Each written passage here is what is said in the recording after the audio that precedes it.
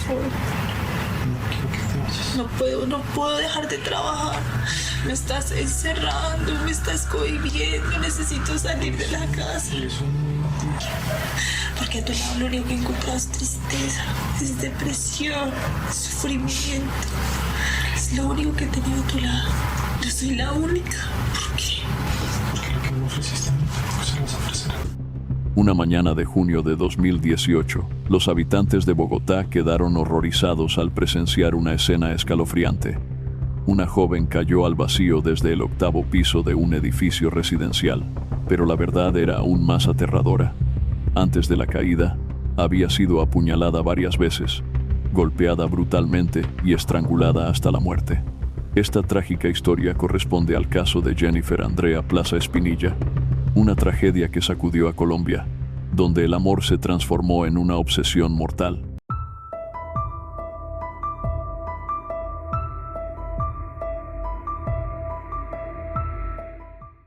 Jennifer Andrea Plaza Espinilla nació el 23 de mayo de 1989 en Colombia. Era la hija menor de una familia compuesta por su madre y su hermana mayor. Desde pequeña vivía en Bogotá, la capital del país, junto a ellas. Su entorno familiar era reducido, pero unido.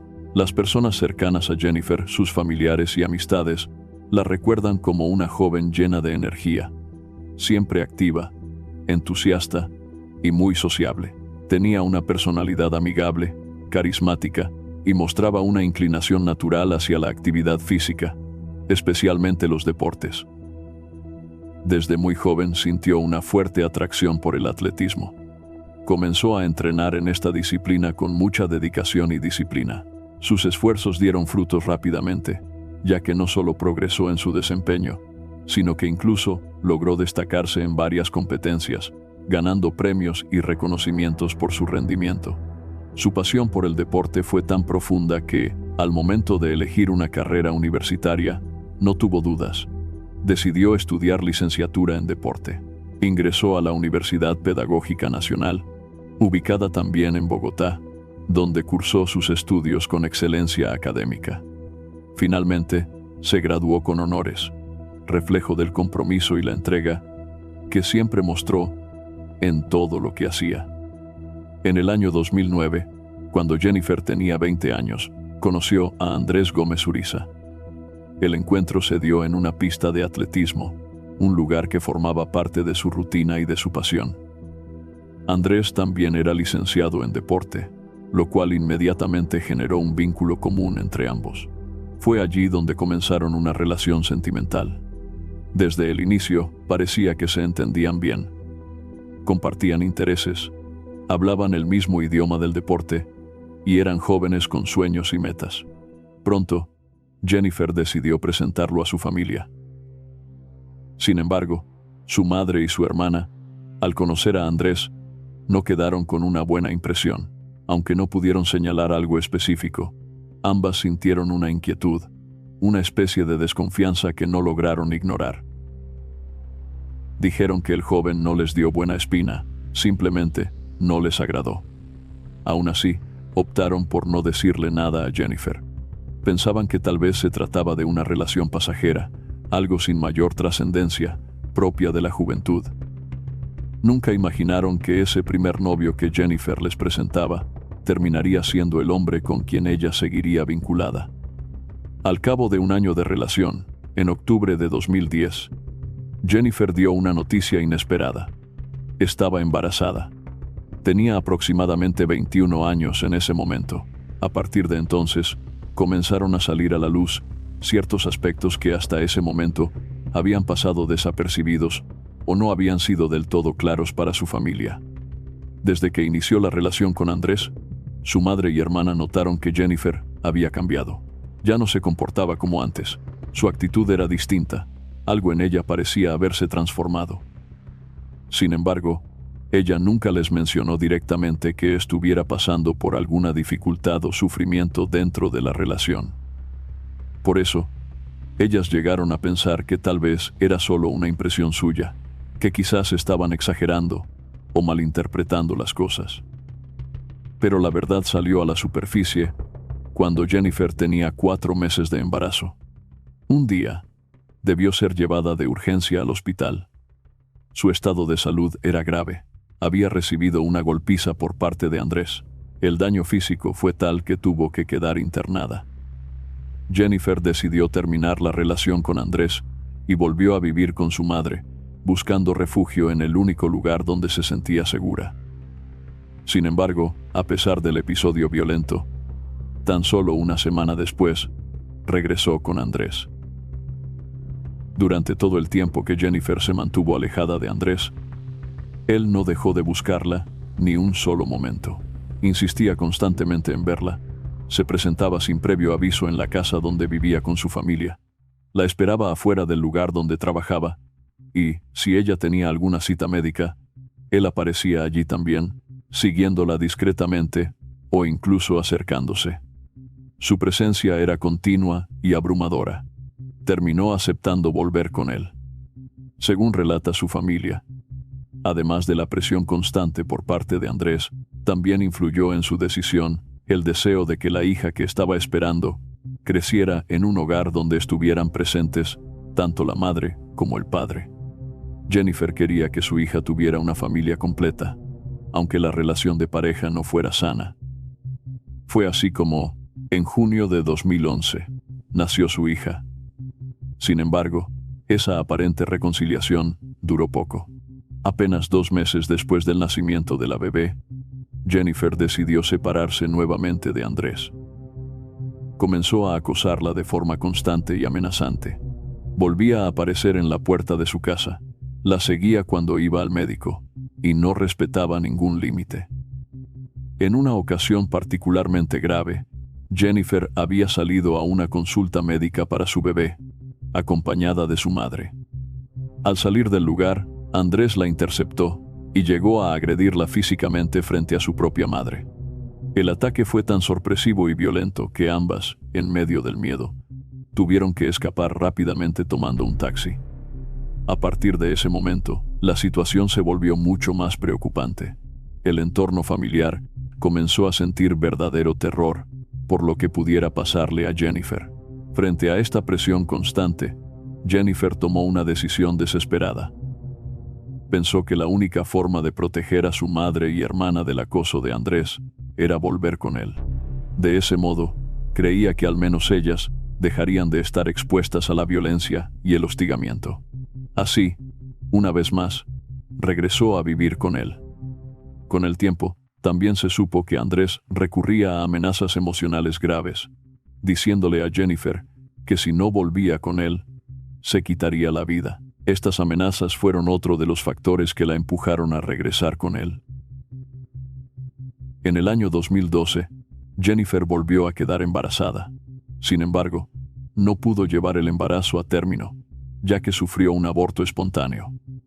Según lo que se supo, su estado de salud era delicado. No estaba comiendo bien, y además, estaba sometida a un estrés constante producto de los maltratos que seguía recibiendo en la relación. El ambiente dentro del hogar comenzó a afectar también a su hija. Siendo aún pequeña, comenzó a desarrollar miedo. La niña presenció actos de violencia directa. En una ocasión, incluso contó que vio cómo su padre estrelló a su madre contra una pared. Con el paso de los años, nada mejoró. En el año 2017, Jennifer tomó otra decisión importante. Le pidió a su madre que se mudara con ellos. La razón principal era que necesitaba a alguien de confianza que cuidara de su hija. Mientras tanto, ella como Andrés salían a trabajar. Al principio, con la presencia de su madre en la casa, la convivencia pareció estabilizarse un poco.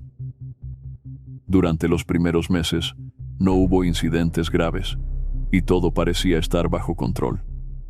Según el testimonio de la madre de Jennifer, en los primeros meses de convivencia, ella llegó a escuchar algunas discusiones entre la pareja. Las peleas ocurrían dentro de la habitación de Jennifer y Andrés, y aunque los intercambios verbales eran tensos, nunca fue testigo de una agresión física directa hacia su hija. Por eso, con el paso del tiempo, empezó a pensar que tal vez las cosas entre ellos se habían estabilizado. El ambiente en casa aparentaba ser tranquilo. casi como si hubieran dejado atrás los episodios de violencia del pasado. Sin embargo, esa calma era solo superficial. Por debajo de esa apariencia de paz, la situación seguía siendo peligrosa y estaba a punto de estallar. Durante la madrugada del 23 de junio de 2018, Jennifer hizo una llamada urgente a su hermana Ana María. Estaba alterada, con la voz entrecortada, y le contó que ese mismo día había tenido una fuerte pelea con Andrés. Según relató, él había aprovechado que su madre, la única otra persona adulta en la casa, había salido durante varias horas para hacer algunas diligencias, y durante ese tiempo, Andrés encerró a Jennifer junto a su hija dentro de la casa. Ante la gravedad de la situación, Jennifer tomó su teléfono móvil y comenzó a grabar todo lo que estaba ocurriendo. Registró en audio las 5 horas completas en las que Andrés la tuvo retenida junto a su hija.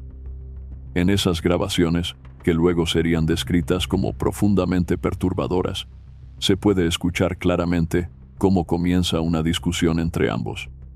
Andrés le dice con insistencia a Jennifer que no piensa dejarla, que no soportaría verla con otro hombre, y que si ella insiste en separarse, él la matará a ella, matará a su hija, y luego se quitará la vida. No, por favor. No quiero que te vayas. No puedo dejar de trabajar. Me estás encerrando, me estás cohibiendo, necesito salir de la casa. Eso no es mentira.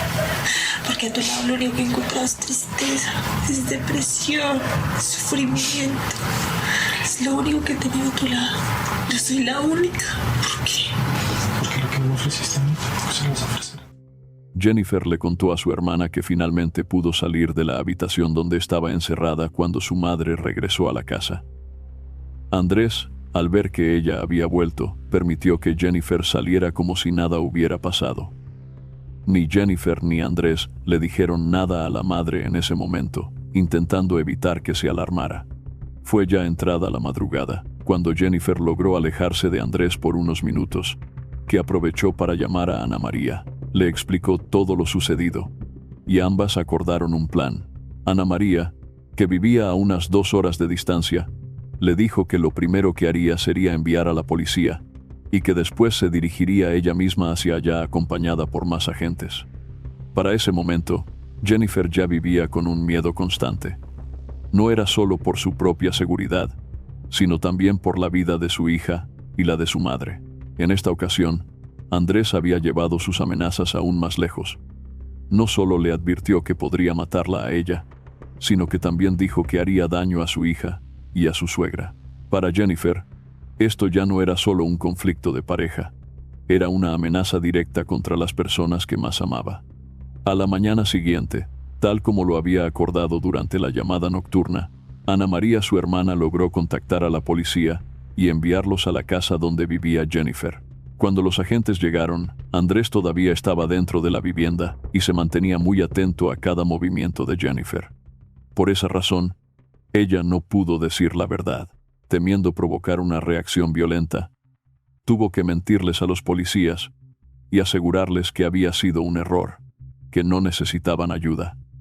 Más tarde, en un breve momento a solas, Jennifer logró decirle a Ana María que si iba a enviar a la policía nuevamente, tenía que acompañarlos personalmente. Ella no se sentía segura. Sabía que si Andrés llegaba a sospechar que había sido ella quien pidió ayuda, su reacción podría ser brutal. Esa mañana, como parte de su rutina diaria, la madre de Jennifer salió alrededor de las 8 de la mañana para hacer unas compras. Durante ese tiempo, Jennifer se quedó sola en el apartamento con Andrés y su hija. Aproximadamente a las 9:30, su madre regresó al edificio y fue vista bajando junto con su nieta, que en ese momento tenía solo 9 años. Poco después, Ana María llegó acompañada por 2 policías. Comenzaron a tocar la puerta, llamando a Jennifer, pero no obtuvieron respuesta. Nadie abría. Ante la falta de reacción, decidieron intentar entrar por la fuerza, pero la puerta del apartamento estaba reforzada con un sistema de seguridad, por lo que no lograban derribarla. Al ver la dificultad, llamaron a los bomberos, creyendo que ellos quizás tendrían los recursos necesarios para lograr entrar. Mientras los bomberos trabajaban en la entrada del apartamento, afuera se vivía una mezcla de tensión y confusión. Se escuchaban algunos sonidos provenientes del interior, como quejidos o ruidos sordos, pero no era posible saber con certeza si Jennifer seguía adentro, si estaba viva, si Andrés aún se encontraba allí, o si había otras personas involucradas. Algunos vecinos, alertados por la presencia de patrullas, policías y bomberos, comenzaron a salir de sus casas y se acercaron para ver qué estaba pasando. Fue entonces, en medio de la tensión, que comenzaron a escucharse gritos desesperados. Alguien gritó que Andrés había arrojado a Jennifer por la ventana. En ese momento, Ana María, en estado de shock, bajó corriendo por las escaleras del edificio. Cuando llegó a la calle, se encontró con una escena desgarradora. El cuerpo de su hermana estaba tendido en el suelo. Pero no solo Jennifer había caído. Andrés también se había lanzado por la ventana. Sin embargo, a diferencia de ella, él había caído sobre un arbusto que amortiguó el impacto. Por eso, sus heridas no fueron de gravedad. Lo más devastador fue que la madre de Jennifer y su hija estuvieron presentes cuando ocurrió todo.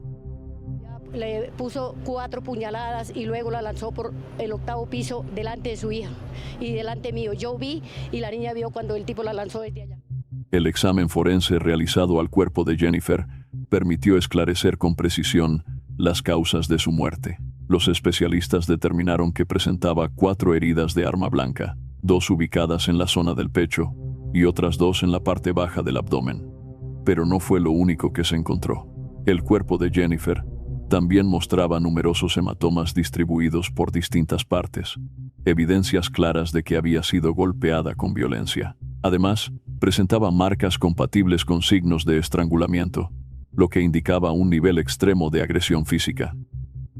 Otro dato clave que reveló la autopsia fue que, al momento de ser arrojada desde el 8º piso del edificio donde vivía, Jennifer ya había fallecido. Es decir, la caída no fue lo que le provocó la muerte.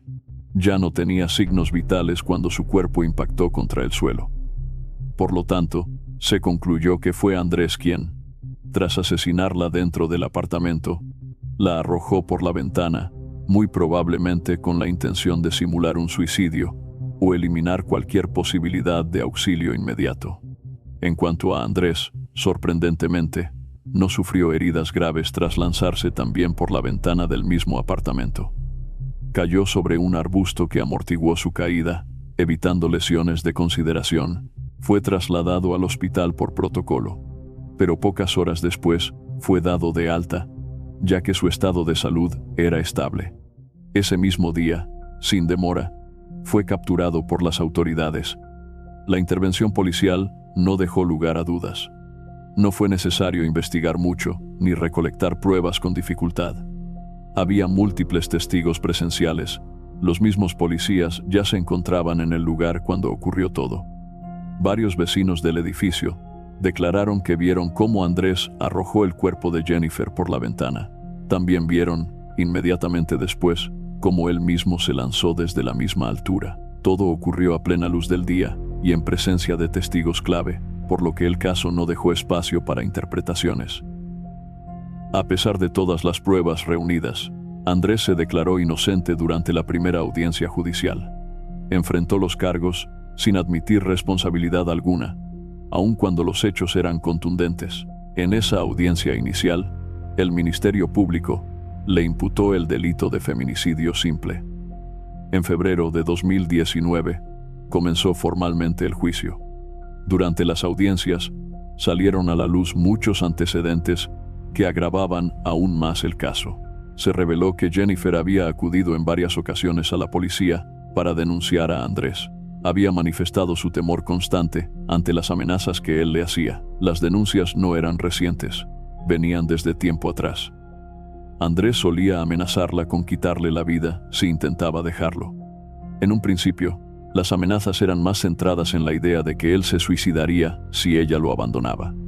Pero con el tiempo, la violencia verbal escaló y Andrés empezó a decirle directamente que la mataría, no solo a ella, sino también a su hija y a su madre. Jennifer vivía aterrada, por eso recurrió en varias ocasiones a las autoridades esperando protección o algún tipo de medida. Sin embargo, las respuestas que recibió fueron limitadas. Como ella seguía conviviendo con Andrés dentro del mismo hogar, la policía no pudo emitir una orden de alejamiento. Para eso, Jennifer debía abandonar la vivienda, algo que no se atrevía a hacer por el miedo constante en el que vivía. De acuerdo con el informe psicológico realizado a Andrés tras los hechos, se concluyó que presentaba un perfil de psicópata narcisista integrado, es decir, una persona capaz de mantener una imagen de normalidad social mientras oculta una personalidad profundamente manipuladora, egocéntrica y carente de empatía. Según los análisis y testimonios, Andrés había anulado por completo la autoestima de Jennifer. Utilizaba estrategias de manipulación emocional muy agresivas, haciendo que ella se sintiera responsable de todo lo que ocurría. Le inculcaba culpa cada vez que intentaba alejarse, logrando que regresara con él una y otra vez.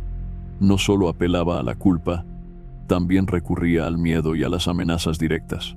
Usaba frases cargadas de presión emocional, como advertencias de que se quitaría la vida si ella lo dejaba, algo que debilitaba aún más a Jennifer. Conversaciones que Jennifer tuvo con algunas de sus amigas, reveladas después del crimen, confirmaron que ella vivía con una sensación de culpa constante. Sentía que si algo le pasaba a Andrés, sería por su culpa. El día del crimen, se cree que Jennifer intentó manejar la situación como lo había hecho otras veces. Al parecer, tomó la decisión de pedirle a su madre y a su hija que salieran del apartamento, pensando que podría calmar a Andrés como en ocasiones anteriores. Quizás pensó que lograría contenerlo hasta que llegara su hermana Ana María con la policía. Pero esta vez fue diferente. Andrés llegó a un límite, un punto sin retorno. Lo único que se puede considerar positivo dentro de esta tragedia es que Andrés sobrevivió y gracias a ello tuvo que enfrentar la justicia. En julio de 2019, fue hallado culpable del feminicidio de Jennifer. Sin embargo, la sentencia definitiva no llegó hasta el año siguiente. En 2020, un juez lo condenó a 26 años de prisión. Para muchos, esta condena fue insuficiente, considerando la gravedad del crimen y los antecedentes de violencia. Andrés quedará en libertad tras cumplir poco más de 5 décadas de vida, lo que generó una sensación de impunidad parcial entre quienes seguían el caso. En cuanto a la hija de Jennifer, la custodia quedó completamente en manos de la familia materna. Actualmente, es criada por su abuela y su tía, Ana María. Ambas están enfocadas en brindarle un entorno estable, lleno de amor y contención. Le están ofreciendo apoyo psicológico constante para ayudarla a superar el trauma. La niña, que fue testigo directa de años de maltrato físico y psicológico hacia su madre, atravesó un periodo difícil en el que incluso llegó a sentirse culpable por lo sucedido. En su inocencia, llegó a decir que todo pasó porque ella no estuvo allí con su madre, que no debió haberla dejado sola. El camino para su recuperación será largo. Desde muy pequeña fue testigo del horror, pero tanto su abuela como su tía están comprometidas en darle las herramientas necesarias para sanar, crecer en paz y construir una vida distinta. El caso de Jennifer Plaza es un ejemplo estremecedor de feminicidio anunciado, donde múltiples señales de alerta fueron ignoradas o no atendidas con la urgencia necesaria por las autoridades. A pesar de las reiteradas denuncias, las amenazas constantes y el historial de violencia psicológica y física por parte de Andrés Gómez, el sistema no actuó con contundencia. La falta de protección efectiva, sumada al control emocional ejercido por el agresor, culminó en una tragedia que pudo haberse evitado. Este caso nos deja una lección clara. La violencia de género no comienza con un golpe, sino con el control, la manipulación y las amenazas. Es fundamental que las denuncias sean tomadas en serio desde el primer momento y que las víctimas reciban protección real, sin exigirles que abandonen el hogar como única solución. La sociedad y las instituciones deben actuar antes de que sea demasiado tarde. El silencio institucional también mata. ¿Por qué crees que muchas víctimas no logran salir de una relación violenta a tiempo? ¿Qué señales crees que la sociedad sigue ignorando en casos como este? ¿Cómo podemos ayudar entre todos a las víctimas que aún tienen miedo de hablar? Queremos saber tu opinión. Te leemos en los comentarios.